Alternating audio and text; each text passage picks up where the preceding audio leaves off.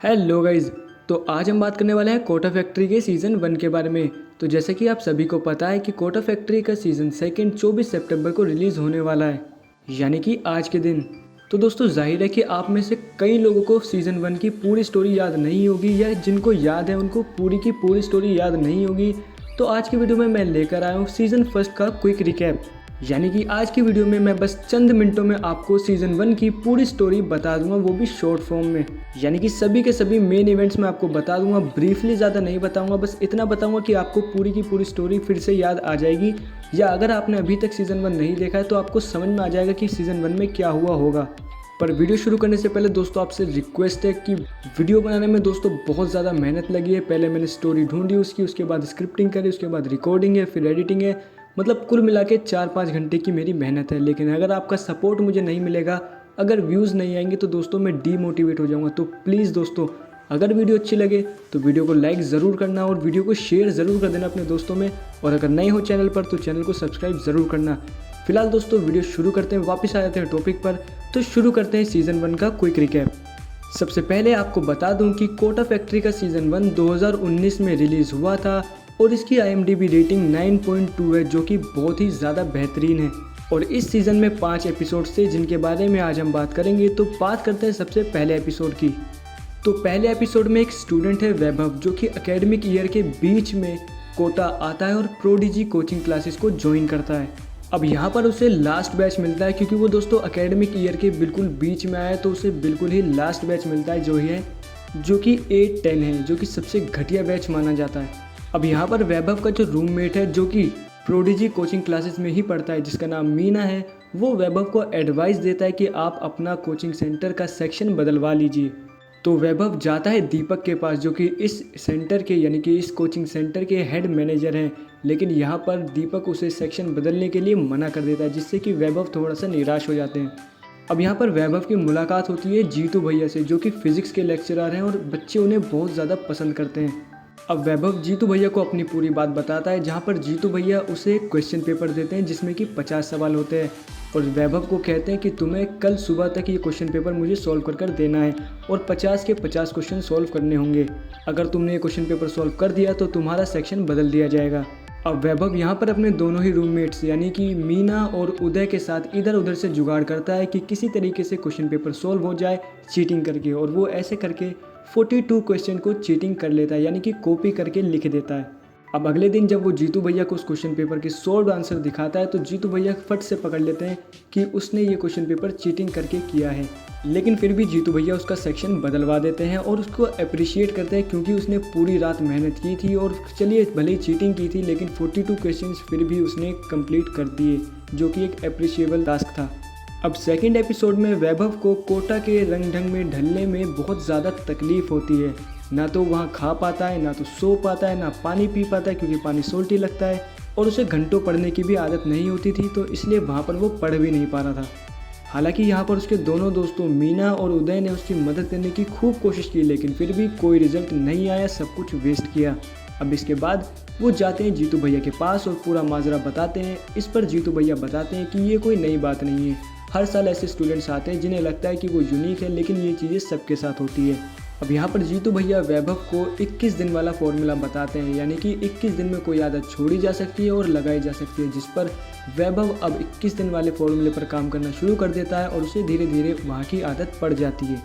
Third episode में दोस्तों complicated subjects के बारे में बताया गया है, खासकर कि इनऑर्गेनिक केमिस्ट्री के बारे में।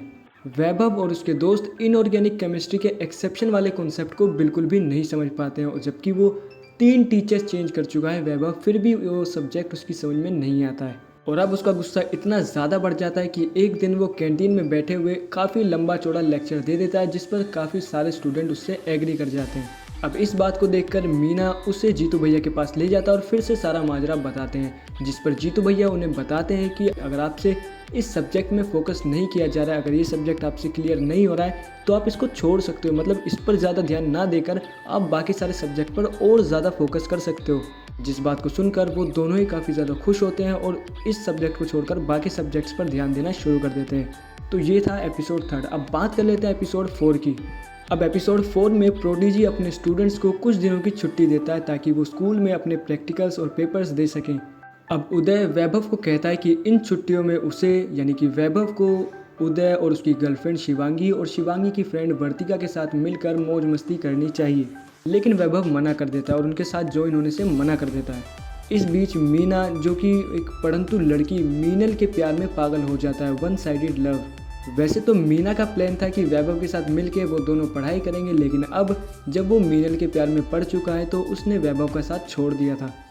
अब वर्तिका भी पढ़ने लिखने वाली लड़की थी, तो वो वैभव से कहती है कि वैभव उसे ज्वाइन करे और उसके साथ पढ़ाई करे। इस मामले में वैभव उसकी बात मान जाता है और दोनों साथ पढ़ते हैं और एक एग्ज़ाम की तैयारी करते हैं जो कि महेश्वरी कोचिंग सेंटर के लिए था। अब पढ़ाई करते करते दोस्तों उनके बीच में फीलिंग्स अट्रैक्ट होने लगती है। वो दोनों एक दूसरे को पसंद करने लगते हैं लेकिन बता नहीं पाते और दोनों महेश्वरी के एंट्रेंस का पेपर देने चले जाते। हालांकि वैभव उसका पेपर नहीं देना चाहता था, महेश्वरी नहीं जाना चाहता था, फिर भी उसने सिर्फ वर्तिका के साथ रहने के लिए वहाँ एग्ज़ाम दे दिया और एग्ज़ाम देने के बाद वो दोनों 12th क्लास की प्रिपरेशन में लग जाते हैं। इस बीच मीना को ये पता चलता है कि जो मीनल है वो यूएस जाना चाहती है, तो उसको पता चल जाता है कि यहाँ पर इसके पीछे घूमने का कोई फ़ायदा नहीं है, तो फिर से पढ़ना शुरू कर देता। तो ये हुआ था एपिसोड 4 में। अब बात करते हैं एपिसोड 5, जो कि लास्ट एपिसोड था इस सीज़न का। तो यहाँ पर वैभव का सिलेक्शन हो जाता है महेश्वरी के लिए। जो मैंने अभी आपको बताया था कि महेश्वरी का एंट्रेंस पेपर उसने और वर्तिका ने साथ दिया था, तो यहाँ पर वैभव का सिलेक्शन हो जाता है, वर्तिका का नहीं। और वैभव के साथ और भी कई बच्चों का सिलेक्शन हो जाता है जो कि प्रोडिजी के ही स्टूडेंट्स थे। अब जब वैभव को ये पता चलता है कि उसका सिलेक्शन महेश्वरी के लिए हो गया तो वो बहुत ज़्यादा हैरान रह जाता है, क्योंकि कई लोगों का सपना था महेश्वरी क्लासेस ज्वाइन करने का, लेकिन उसका नंबर आ गया जबकि उसका खास मन भी नहीं था जाने का, तो वो बहुत ज़्यादा हैरान था। अब यहाँ पर दीपक, जो कि प्रोडिजी का हेड था, वो उन स्टूडेंट्स से बात करता है जिनका सिलेक्शन हो जाता है महेश्वरी के लिए और उनको महेश्वरी क्लास ज्वाइन करने के लिए मना कर देता है और उनको कहता है कि अगर आप यहीं पर रहते हो यानी कि प्रोडिजी में रहते हो तो उनका जो सेक्शन है वो बेस्ट सेक्शन में कर दिया जाएगा, यानी कि उन्हें A1 में डाल दिया जाएगा। लेकिन वैभव दो बच्चों को ये कहते हुए सुन लेता है कि वो प्रोडिजी क्लास छोड़कर महेश्वरी क्लासेस को ज्वाइन कर लेंगे। अब वैभव इस बात को सुनकर सीधा जाता है जीतू भैया के पास और उनको सारी बात बताता है, जहाँ पर जीतू भैया उसे कहते हैं कि इसमें कोई गलत बात नहीं है। देखो यार, महेश्वरी जो है वो बहुत अच्छा कोचिंग सेंटर, और अगर आपको कॉम्पिटिटिव एग्जाम की तैयारी करनी है तो आपको बेटर जगह पर जाना चाहिए। और साथ ही साथ जीतू भैया वैभव को भी एडवाइस देते हैं कि तुम्हें भी वहाँ पर जाना चाहिए ताकि तुम भी IIT क्रैक कर सको। लेकिन यहाँ पर वैभव, जो कि अब ढल चुका है कोटा के रंग ढंग में, प्रोडिजी के रंग ढंग में, वहाँ के दोस्तों की उनको आदत पड़ गई है, उस जगह की आदत पड़ गई है, तो वो उस जगह से नहीं जाना चाहता है। जिस पर जीतू भैया उसे समझाते हैं कि यहाँ पर ज़्यादा इमोशनल होने की ज़रूरत नहीं है। अगर आपको एक प्लेटफॉर्म मिल रहा है जहाँ पर आप सक्सेसफुल होने के ज़्यादा चांसेस मिल रहे हैं तो आपको वहाँ जाना चाहिए। बहुत ज़्यादा समझाते जीतू भैया, तब जाकर वैभव वहाँ से जाने के लिए राज़ी हो जाता है। दोस्तों अब बहुत ज़्यादा इमोशनल सीन हो जाता है यहाँ पर, क्योंकि अब वैभव को अलविदा लेना होता है अपने सभी दोस्तों से, यानी कि उदय और मीना, शिवांगी और स्पेशली दोस्तों वर्तिका के साथ। तो जब मैं आपको ये चीज़ें बता रहा हूँ ना दोस्तों, मैं तभी थोड़ा इमोशनल हो गया। अब सोचो जब आप देखोगे तो आप कितना ज़्यादा इमोशनल हो जाओगे। फिलहाल यहाँ पर उनका अलविदा हो जाता है और यहाँ पर उदय वैभव को लेकर महेश्वरी कोचिंग सेंटर तक छोड़ने के लिए जाता है। अब महेश्वरी में उसे यानी कि वैभव को A3 बैच मिलता है। अब महेश्वरी में उसके रूम के बगल में एक जो लड़का होता है वो भी बिल्कुल डरा हुआ सा रहता है, सहमा हुआ सा रहता है, जैसे कि वैभव प्रोडिजी में शुरुआती दिनों में था। वैभव से पूछने के लिए आता है, अपने डर को दूर करने के लिए आता है, जहाँ पर वैभव उसे 21 दिन वाला कॉन्सेप्ट बताता है जो कि जीतू भैया ने उसे बताया था। तो दोस्तों यही था एपिसोड 5 और पूरा सीज़न यहाँ पर ख़त्म हो जाता है। और ये था क्विक रिकैप जो मेरी तरफ से था। अगर आपने सीज़न 2 देखना है और अगर आप सीज़न 1 नहीं देख पाए तो इस वीडियो को ज़रूर देख लें। अगर आपने देखी आपको अच्छी लगी तो प्लीज़ दोस्तों वीडियो को लाइक कर दें, और अगर आपके दोस्त भी हैं जो सीज़न 2 देखने वाले हैं तो उससे पहले उन्हें ये वीडियो शेयर कर दीजिए ताकि उनका भी मज़ा ख़राब ना हो। तो चलिए दोस्तों आज की वीडियो में इतना ही। प्लीज़ प्लीज़ प्लीज़ दोस्तों सपोर्ट ज़रूर करना, बहुत ज़्यादा टाइम लगा इस वीडियो को बनाने में। चलिए दोस्तों आज की वीडियो में इतना ही, मिलते हैं अगली वीडियो में।